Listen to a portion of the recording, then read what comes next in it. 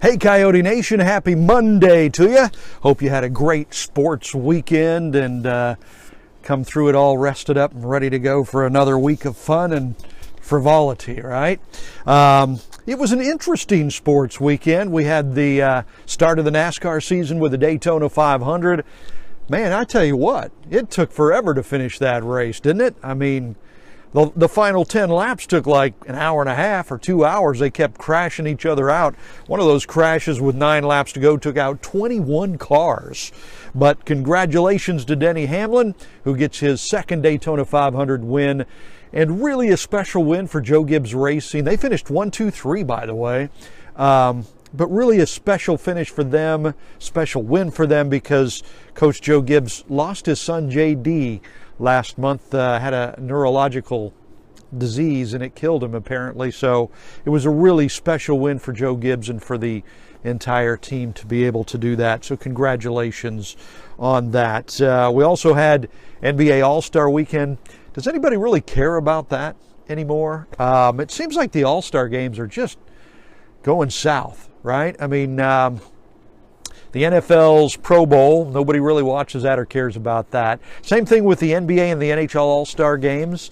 And they've tried to figure out a way to make them interesting. You know, it's like the NBA now has, you know, like LeBron and Gianni pick teams, you know, and then it's not even the East against the West or anything like that anymore. It's just kind of crazy. And the NHL's even weirder for its All-Star weekend. They're trying to find a way to make it interesting for the fans. They just can't seem to do it. The only All-Star game that seems to still carry some weight is the MLB All-Star game.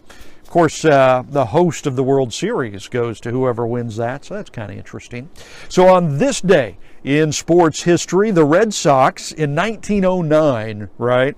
Just a ways back, 1909, the Red Sox traded Cy Young, who was 41 at the time, to Cleveland. Of course, you know, the greatest honor in pitching now is named after Cy Young, so that was an interesting trade back then. Some notable deaths on this day. Don't want to be dark, but some interesting deaths on this day. Harry Carey, the great broadcaster, and Dale Earnhardt, not junior but senior.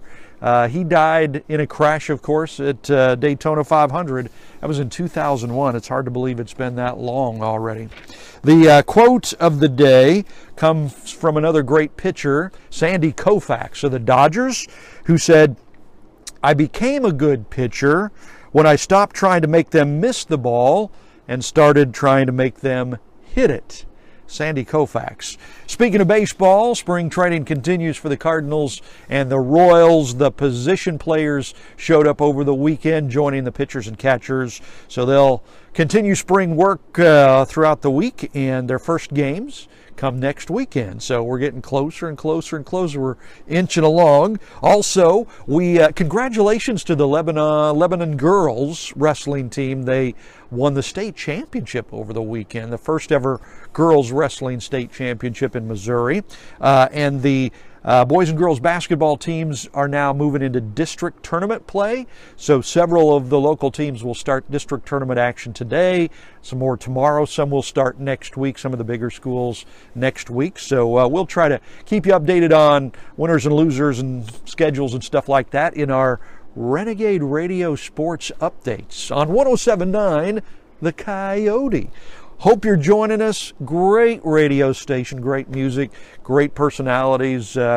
We try to give you great sports all the time, so be sure to do that. Friend us or like us or whatever that is on Facebook. We would love to have you as a part of Coyote Nation, and hopefully we can give you everything that you want. So join us, 107.9 The Coyote. Also, be sure to catch Casey and the Roundman in the afternoon, 3 to 6. Greatest show in the Ozarks. Have a great Monday. God bless you.